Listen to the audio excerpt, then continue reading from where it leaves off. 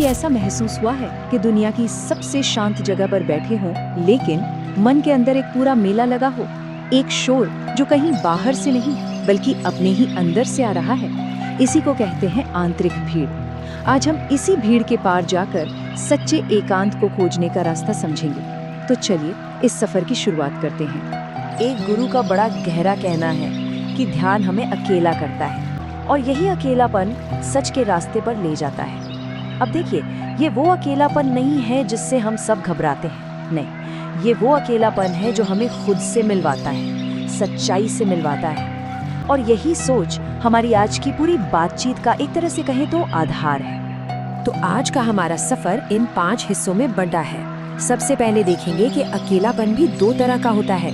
फिर मन के अंदर जो भीड़ है उसको समझने की कोशिश करेंगे। इसके बाद बात होगी कि क्यों दुनिया भर की दौलत भी मन का खालीपन नहीं भर पाती।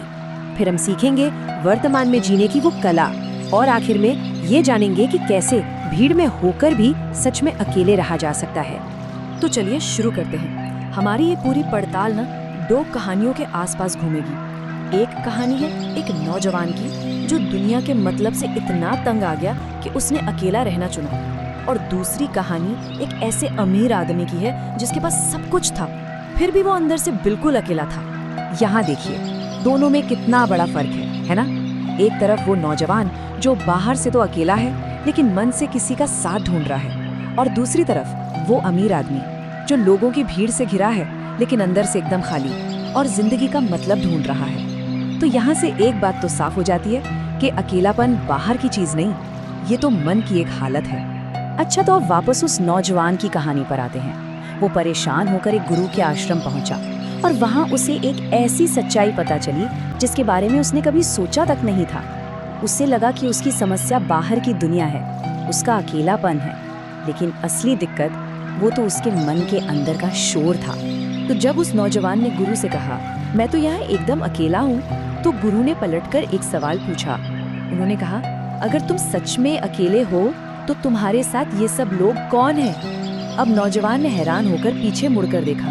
वहाँ तो कोई भी नहीं था। उसे लगा शायद गुरु मजाक कर रहे हैं, पर वो असली भीड़ वो तो कहीं और ही थी।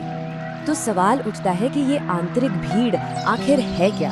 देखिए, ये हमारी ही यादों का, हमारी इच्छाओं का, हमारे डरों का एक पूरा का पूरा झुंड है जिसने हमारे मन पर कब्जा कर रखा है।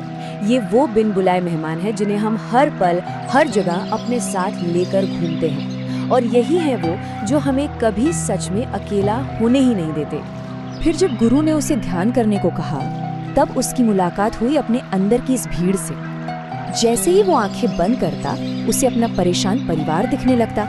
फिर वो दोस्त आ जाते जो उससे कर्ज मांगते थे, वो दुश्मन भी आ जाते जिनसे वो नफरत करता था।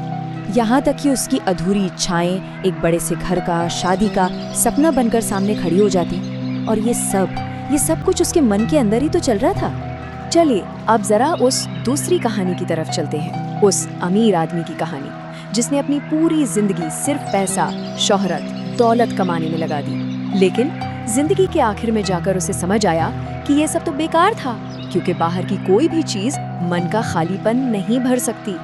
और यही तो इस कहानी का सबसे अजीब, सबसे दुखद हिस्सा है। सोचिए, उस आदमी के पास क्या नहीं था?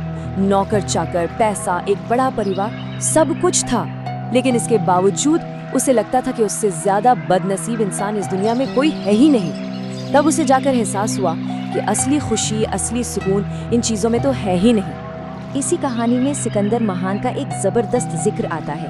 कहते हैं कि उसने मरने से पहले अपनी आखिरी इच्छा बताई थी। उसने कहा, जब मेरा जनाजा निकले तो मेरे दोनों हाथ ताबूत से बाहर रखना, खुले हुए, ताकि पूरी दुनिया देख सके कि जिस इंसान ने पूरी दुनिया जीत ली वो भी यहाँ से खाली हाथ ही जा रहा है। बस यही कड़वा सच उस अमीर आदमी को भी अपनी जिंदगी के आखिर में समझ आया। तो सवाल ये है कि अगर बाहर की दुनिया और दुनिया भर की दौलत शांति नहीं दे सकती, तो फिर रास्ता क्या है? कहाँ है शांति? देखिए, दोनों ही कहानियों का निचोड़ एक ही तरफ इशारा करता है, और वो है वर्तमान में जीने की कला। यानी अपने मन को, अपनी चेतना को पूरी तरह से बस इसी पल में, यहाँ अभी टिका देने का अभ्यास। गुरु यही तो समझाते हैं कि हमारा मन अपनी असली हालत में एकदम शांत और खाली होता है, बिल्कुल एक छोटे बच्चे के मन की तरह। लेकिन हम ही हैं जो इसे बीते हुए कल के पछतावे और आने वाले कल की चिंताओं के कचरे से भरते रहते हैं। और सारी परेशानी की जड़ यही है। शरीर यहाँ बैठा है और मन कहीं और भटक रहा है। तो इसका हल क्या है? गुरु एक बहुत ही सीधा साधा तरीका बताते हैं। स्टेप 1, अपने मन के अंदर जो कुछ भी चल रहा है उसे बस देखो, एक दर्शक की तरह, बिना कोई सही गलत का फैसला किए। स्टेप 2, अपने मन को किसी एक चीज पर टिका दो। सबसे आसान है अपनी सांस, बस आती जाती सांस पर ध्यान लगाओ। और स्टेप 3, अपने शरीर और मन को एक साथ एक ही पल में ले आओ। बस इतना ही। तो इस अभ्यास का नतीजा क्या निकला?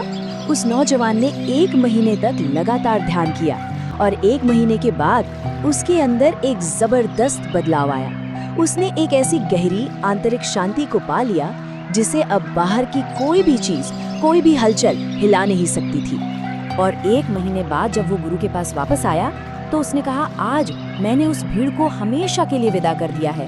अब मैं पूरी तरह से अकेला हूँ, इतना अकेला कि मैं खुद भी अपने साथ नहीं हूँ। ये वो अवस्था है परम शांति की, जहाँ मैं होने का एहसास तक मिट जाता है और सिर्फ एक शुद्ध सुकून बाकी रह जाता है। और यहीं पर मिलती है सबसे बड़ी सीख। गुरु ने मुस्कुराकर कहा, अब तुम दुनिया में वापस जाने के लिए तैयार हो, जाओ। अब चाहे तुम्हारे चारों तरफ हजारों लोगों की भीड़ हो, तुम अंदर से हमेशा शांत और अकेले ही रहोगे। तो असली एकांत किसी जंगल या पहाड़ में नहीं मिलता, वो तो मन की एक अवस्था है, एक ऐसी अवस्था जिसे हम कहीं भी किसी भी हाल में अपने साथ रख सकते हैं। तो आखिर में ये सवाल सोचने पर मजबूर करता है कि हम सबके मन के भीतर आखिर कौन सी भीड़ चलती है। वो कौन सी यादें हैं, कौन सी चिंताएं हैं, कौन सी इच्छाएं हैं जिन्हें हम हर पल अपने साथ ढोते रहते हैं। शायद अपनी इस अंदर की भीड़ को पहचान लेना ही सच्ची शांति की तरफ बढ़ाया गया पहला कदम है।